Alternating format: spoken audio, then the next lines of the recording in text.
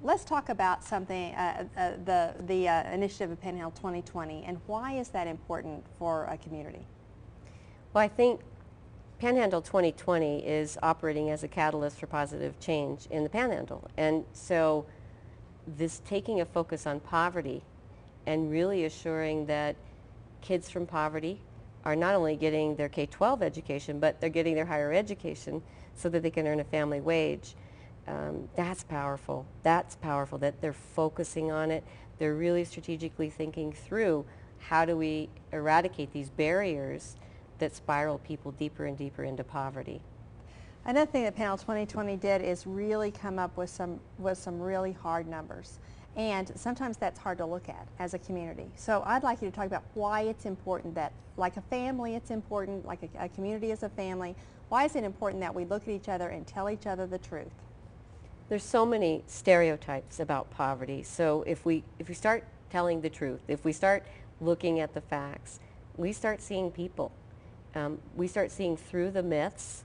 Oh, they don't work hard. Well, in fact, they have 2 jobs. We start seeing shattering. Oh, they're getting rich by having babies on welfare. Well, in fact, no. If you have an additional child on welfare, in many states you get 0. And if you do get additional cash, it's $60. That's the average for a baby, to take care of a baby.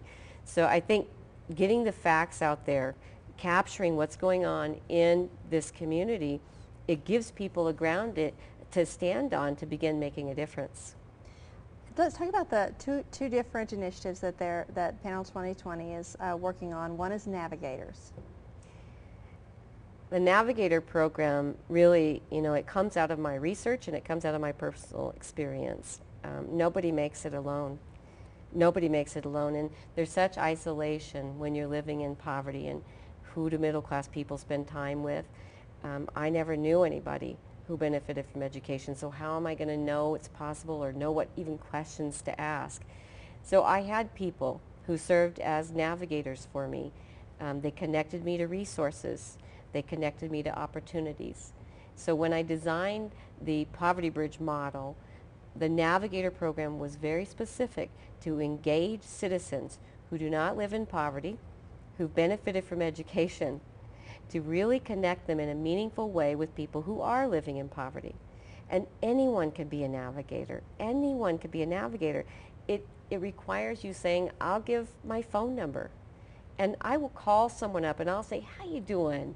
How are things going for you? And if you're stuck or there's a roadblock in your way, you don't know what a word means or how to fill out a form, or even you're not sure what possibilities, I'll brainstorm with you. And that's a navigator. And we set the navigators up for success by connecting them into opportunities and resources in the community. So we give them what's called a specialty navigator list of the colleges or the welfare system, or the, maybe it's an employment and training program, but things that will help with the resources people need to move forward and the opportunities they need. So the navigators don't have to be experts. We have a lot of attorneys that say, I'll be a navigator, I'll give my number. But what do they know about getting a GED? Well, they don't have to know. They can simply look at their specialty navigator list and say, you know what? Here's Sue at the college. I can call Sue, and Sue will help me understand what my neighbor needs to do to achieve a GED. And so the Navigator program was really designed to reduce that isolation. But the result of the model has been that citizens who've never been engaged in fighting that evil villain poverty are getting involved. Retired teachers, judges, college professors, business people. It's amazing. This Navigator program gives people a way to get engaged. And I think so many people want to help, and they don't really know how. Navigators say to me, well, I'd like to do more than just write a check. I'd like to do more than just serve soup or bring a Christmas basket. The Navigator program gives them that opportunity. And the Opportunity Conference? I had been doing conferences for professionals for about 15 years, and I kept noticing that professionals would get personal growth, they'd get professional growth, and they would build their networks of support, people to brainstorm with and ask questions of, and kind of grow their address book. And I kept thinking, wow, where's this opportunity for people in poverty?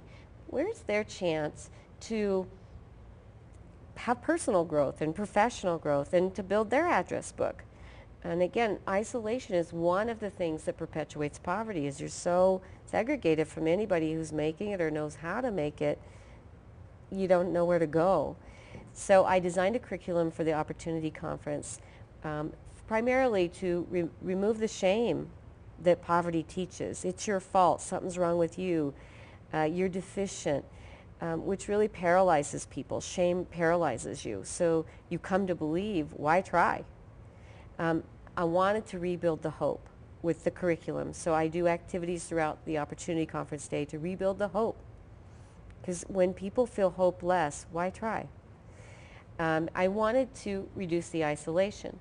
So in the latter part of the Opportunity Conference Day, we bring in those navigators. Navigators get trained on poverty. So they're not judging. They understand. They get trained with some communication and relationship skills so that they know how to connect with people who may have come from a very different environment than they grew up in. So I really wanted the navigators to be set up for success, and I wanted the neighbors to be set up for success. So for the neighbors, I talked to them about, you need to understand that we graduate people from college without Poverty 101. They can no more know your world of poverty than you could know their world of privilege. So you got to help educate people. It's time for you to go to work and help people understand what your world looks and feels like, so that together you can be on a journey to move out and stay out of poverty. And I'll tell you, we piloted the Opportunity Conference in 2007 in Traverse City, Michigan. And they've now done 5 classes of Opportunity Conferences, 5 years. And we have people becoming nurses and police and starting their own businesses. I mean, it's just profound. People who were homeless, people who were struggling with mental health issues. We had one guy who struggled with MS who's now becoming an attorney. Just amazing stories. And the navigators are saying, can I navigate some more? Can I have more people? My friends want to navigate. It's energizing the community of social workers who feel like their caseloads are too heavy and there's too much on their shoulders. They're saying, wow, we have these navigators now, and they can really do more of the guiding that we really don't have the time to do. So it's becoming this amazing community catalyst for fighting poverty. And Amarillo said, we want to do this model, and they did it above and beyond what I ever dreamed it could be. I was so proud I could scream. They were able to get citizens almost 2 to 1. For every citizen in poverty, there were almost 2 citizens not in poverty saying, I'll give my phone number, I'll call them up. And they had the resource room with opportunities and with resources to help people on their journey to move out of poverty.